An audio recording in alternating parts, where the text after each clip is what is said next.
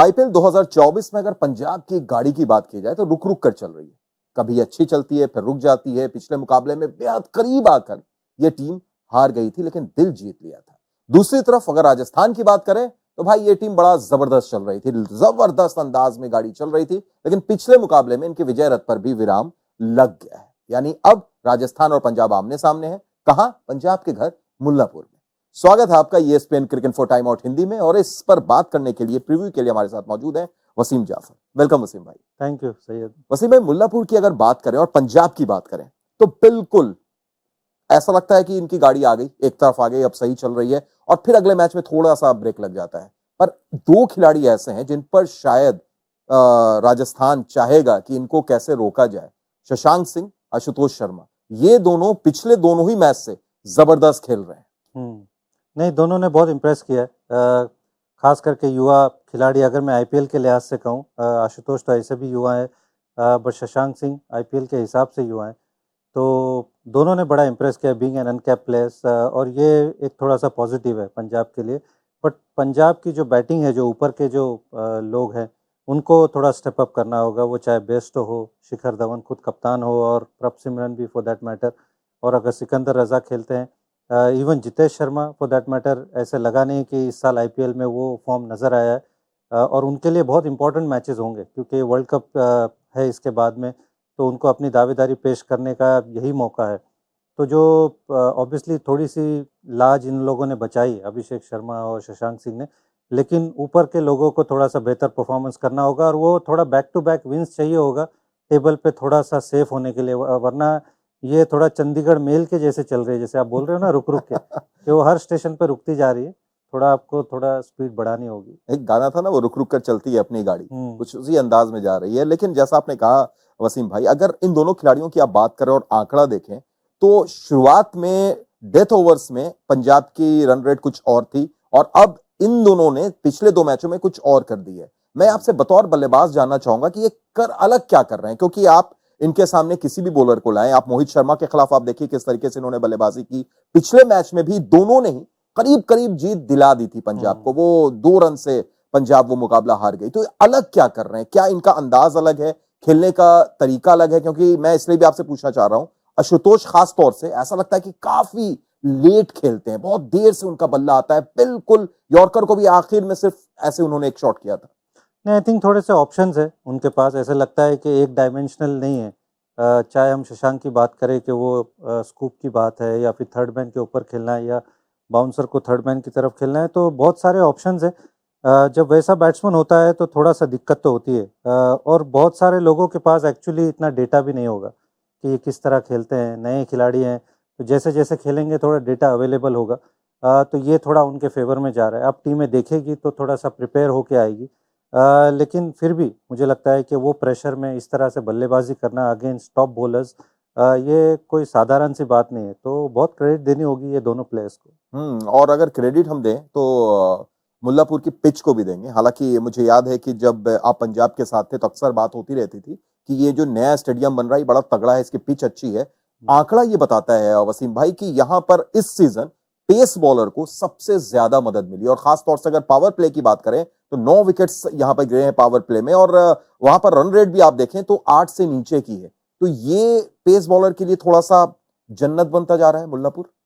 जी हाँ, हमने देखा कि पिछले मैच में भी और उससे पहले वाले में भी थोड़ा सा फास्ट बॉलर्स को हेल्प है, थोड़ा सा अच्छा कैरी नज़र आ रहा है। वहीं स्पिनर को थोड़ी सी दिक्कत पेश आ रही है कि वो ऐसा स्पिन दिखाई नहीं दे रहा है। हरप्रीत बरार को हमने देखा पिछले मैच में, जिस तरह से लास्ट ओवर में रन पड़ गए, उतना ब्रेक नज़र नहीं आ रहा है। तो शायद अगर आप फिंगर स्पिनर हो तो थोड़ा सा आपके लिए मुश्किलें हो सकती है, स्पेशली अगर आप थोड़ा सा बैक एंड में बॉलिंग करते हो। तो अगर आप रिस्ट स्पिनर हो तो शायद आप बच जाओ, बट फास्ट बॉलर्स के लिए ऐसा लग रहा है कि बड़ी हेल्प है। और वो थोड़ा सा पंजाब के पास वो आर्सेनल है भी कि 4 अच्छे फास्ट बॉलर है, इवन दो डिलीवर नहीं किया है। रबाडा अच्छे नज़र आए हैं, अर्शदीप अच्छे नज़र आए हैं। अगर मैं पंजाब की तरफ से बात करूं, थोड़ा सा हर्षल पटेल को ऑब्वियसली हमने बात की है कि उनको थोड़ा सा बेहतर करना होगा। सैम करन भी अगेन थोड़ा सा मुझे लग रहा है कि कुछ पिछले 1-2 मैचेस से थोड़ा सा बेहतर परफॉर्मेंस कर रहे हैं। बिल्कुल। और वसीम भाई, एक चीज जो दिख रही है, शायद आप मानेंगे, जो आपने कहा हर्षल पटेल की आपने बात की रबाडा की, लेकिन अगर एज ए यूनिट की तरह देखें, पेस बॉलिंग यूनिट की तरह देखें, तो शायद अर्शदीप सिंह अकेले पड़ जा रहे हैं, खास तौर से जब बात आती है डेथ ओवर्स की। जी हाँ, अर्शदीप ने पिछले मैचों में अच्छा किया है performance, even though, but on the whole ऐसा लगता है कि पंजाब वहाँ पे थोड़ा सा स्ट्रगल कर रही है, क्योंकि अपने हर्षल पटेल को लिया ही था उस रोल के लिए, लेकिन जैसे उनका शुरुआती मैचेस में फॉर्म रहा है डेथ के अंदर और मिडिल ओवर्स में, उन्होंने थोड़ी सी अपनी स्ट्रैटेजी चेंज की है कि हर्षल पटेल को पहले ही फिनिश करवा दिया ओवर्स, और जिसके कारण उनके थोड़े आंकड़े बेहतर नजर आए। और सैम करन को वो रोल दिया है कि वो डेथ में बॉलिंग करे, अर्शदीप ने 2 ओवर करे बॉलिंग, रबाडा को अगेन वो लोग पहले फिनिश कर दे रहे, तो थोड़ा सा बेहतर स्ट्रैटेजी ये नज़र आई है। शायद हो सकता है कि हर्षल पटेल का थोड़ा सा फॉर्म बेहतर हो तो फिर ये रोल रिवर्सल हो, बट अगेन वो डेथ ओवर्स में पंजाब काफ़ी महंगे साबित हुए हैं, और कहीं कहीं ना कहीं उसी वजह से उनको ये क्लोज मैचेस वो हार गए हैं। अगर हम बेंगलोर वाले मैच की बात करें, इवन SRH की जो मैच है, उनके टॉप ऑर्डर की विकेटें निकालने के बाद में मुझे नहीं लगता है कि वो 180 रन बनाने देना चाहिए था। कहीं ना कहीं वो 20 रन आपने ज़्यादा दे दिया, और जिस वजह से आप वो क्लोज मैच हार गए। और अगर दूसरी तरफ सामने वाली टीम की बात करें, तो वहां पर उनका सब कुछ बेहतर जा रहा है। ठीक है, पिछला मैच उनके हाथ से निकल गया, हार गए, लेकिन उसके बावजूद खास तौर से मैं एक खिलाड़ी का अगर नाम लूं, वसीम भाई, रियान पराग, सेंसेशनल फॉर्म अभी तक जिस अंदाज में वो खेल रहे हैं। स्ट्राइक रेट भी आप देखें तो 160 के करीब, 350 प्लस स्कोर, हर मैच में उनके बल्ले से रन आ रहे हैं। ये एक वर्जन 2.0 देख रहे हैं हम रियान पराग का। बिल्कुल बिल्कुल, आई मीन रियान पराग एक सेंसेशनल प्लेयर नज़र आए हैं इस IPL में, और बहुत ही रिफ्रेशिंग है देखने के लिए। एक यंग प्लेयर इस तरह का परफॉर्मेंस कर रहा है, हालांकि इस तरह की परफॉर्मेंस उन्होंने डोमेस्टिक क्रिकेट में भी की है आसाम के लिए, और वही ऐसे लग रहा है वो फॉर्म कैरी कर रहे हैं। और आई थिंक वो नंबर अगेन 4 नंबर मुझे लगता है कि बेहतर सूट कर रहा है, जहाँ पे उनको थोड़ा सा टाइम मिल रहा है, और ऐसा लगता है कि काफ़ी मेहनत करके आए हैं। उनका फिटनेस देखें, और जिस कंपोजर के साथ वो बैटिंग कर रहे हैं, जिस तरह से उनका शॉट सिलेक्शन है, काफ़ी निंदा उनको सहनी पड़ी ट्रोल थी हुए पिछले हैं। कुछ सालों में। ऑब्वियसली वो डिफ़िकल्ट रोल प्ले कर रहे थे, फिनिशर का रोल प्ले कर रहे थे, और काफ़ी राजस्थान रॉयल ने उनके ऊपर फेथ भी दिखाया, कई सालों तक फेथ दिखाया। बट आई थिंक अब ऐसा लग रहा है कि वो राइट नंबर उनको मिला है, और राइट फ्रेम ऑफ माइंड में खेल रहे हैं, अच्छे फॉर्म में हैं, काफ़ी कड़ी मेहनत करके आए हैं, और ऐसा लग रहा है कि बहुत डेडिकेटेड है कि इस बार लोगों को रॉन्ग प्रूव करना है।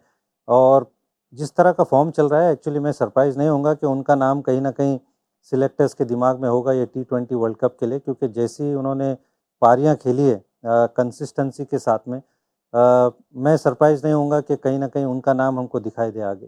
बेशक, और ये मेरा दूसरा सवाल आपसे होने वाला था, आपने पहले ही बोल दिया। एक हमारी प्रोड्यूसर हैं जो सूर्यांशी, वो एक बड़ा अच्छा वर्ड इनके लिए कहा था उन्होंने कि ट्रोल से ट्रेंड तक का सफर, और सही मानों में ऐसा लगता है कि वो ट्रेंड की तरफ अब जा रहे हैं वसीम भाई। पर इस खिलाड़ी के बारे में एक चीज और आपसे मैं जानना चाहूंगा कि हमने ये देखा है कि एक कंप्लीट बैटर की तरह से नजर आए, स्पिनर को भी बहुत अच्छा खेलते हैं, फास्ट बॉलर को खासतौर से वो अगर बाउंसर्स भी रहती है तो उसको ऊपर से खेलना, स्लिप के ऊपर से हुक करना, इनकी जो खासियत है एज ए बैटर, चाहे वो आप डोमेस्टिक सीजन भी आप देख लें, वाइट बॉल भी आप देख लें, T20 में, क्या ये थोड़ा सा इंतजार करते हैं, लेट खेलते हैं, लेजी टच है इनमें, लेजी एलिगेंस जिसको बोलते हैं? जी हाँ, लेट खेलते हैं, और ऐसा लगता है कि बहुत अश्योर्ड है अपने गेम में। कौन सी गेंद को मारना है, कौन से एरिया में रन बनाते हैं, वहाँ पे अपने आप को बैक करते हैं वो, चाहे वो स्पिनर हो, फास्ट बॉलर हो, और कहीं ना कहीं वो कंपोजर नज़र आता है बैटिंग करते हुए, कि वो कॉन्फिडेंट के बिल्कुल ऐसा लगता है अनफेज्ड होते हैं। शुरू में आके थोड़ा टाइम लेते हैं, और उनको पता है कि कौन से बॉलर को अटैक करना है। तो ये तभी होता है जब आप बिल्कुल अपने गेम के बिल्कुल बढ़िया फॉर्म में हो, और आप मेंटली बिल्कुल ही रिलैक्स्ड हो, और आपके दिमाग में ज़्यादा चीज़ें नहीं चल रही है। तो आई मीन हम सब जानते हैं कि वो एक कॉन्फिडेंट खिलाड़ी हैं, जिस तरह से वो अपना सोशल मीडिया भी चलाते हैं जिस तरह से, तो ही लुक्स वेरी कॉन्फिडेंट, और वो उनके गेम में भी नज़र आ रहा है। और राजस्थान रॉयल के लिए ये सबसे मुझे लगता है कि बहुत पॉजिटिव स्टोरी है इस सीज़न की। बिल्कुल, और एक और पॉजिटिव चीज राजस्थान रॉयल्स के लिए अगर आप देखें उनकी बॉलिंग, तो नांद्रे बर्गर हालांकि पिछले मैच में नहीं खेल पाए, तो उम्मीद होगी कि मुल्लापुर की इस पेस को मदद करने वाली पिच पर नजर आए। ट्रेल बोल्ट हैं, आवेश खान है, लेकिन एक खिलाड़ी युजवेंद्र चहल, अगर आप मिडिल ओवर में उनकी गेंदबाजी देखें तो शायद वही बहुत बड़ा रोल प्ले कर रहे हैं। 6.92 की इकोनॉमी है, 5 मैचों में 6 विकेट मिडिल फेज में ले चुके हैं, 7 से 15 वाला। मुल्लापुर में क्या असली इम्तिहान होगा युजवेंद्र चहल का? बिल्कुल, आई मीन सामने वाली टीम भी ऑब्वियसली ये ध्यान में रखती है क्योंकि 2 क्वालिटी स्पिनर को आपको खेलना है पावर प्ले के बाद में।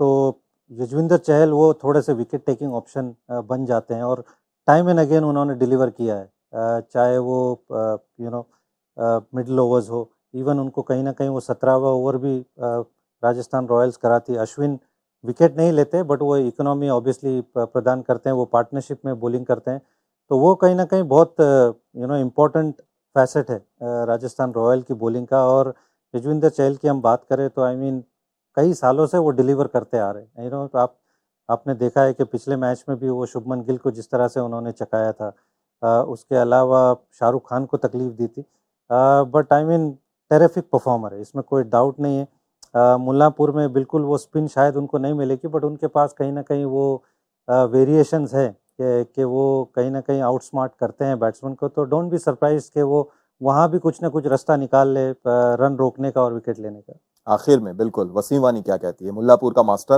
राजस्थान या पंजाब? राजस्थान ऑन पेपर तो इसमें कोई डाउट नहीं है, क्योंकि सारे ऐसे लगता है कि फैसेट है उनके पास, बॉलिंग हो बैटिंग हो, बट पंजाब की जैसे आपने कहा रुक रुक के गाड़ी चल रही है तो मुझे लग रहा है कि रुकने के बाद अब चलने की बारी है, वाह, तो शायद मैं पंजाब थोड़ा सा पंजाब को वो दूंगा कि बेनिफिट ऑफ एज। डाउट। हाँ, चलिए बहुत बहुत शुक्रिया वसीम भाई जुड़ने के लिए, तमाम बातचीत के लिए। तो भाई पंजाब को एज दिया है एक्स कोच वसीम जाफर ने। आप क्या कहते हैं, आप क्या सोचते हैं? अपनी राय आप जरूर बताएं और फॉलो कीजिए ESPN क्रिकेट इन्फो जरूर, अब हिंदी में भी है, तो दीजिए इजाजत।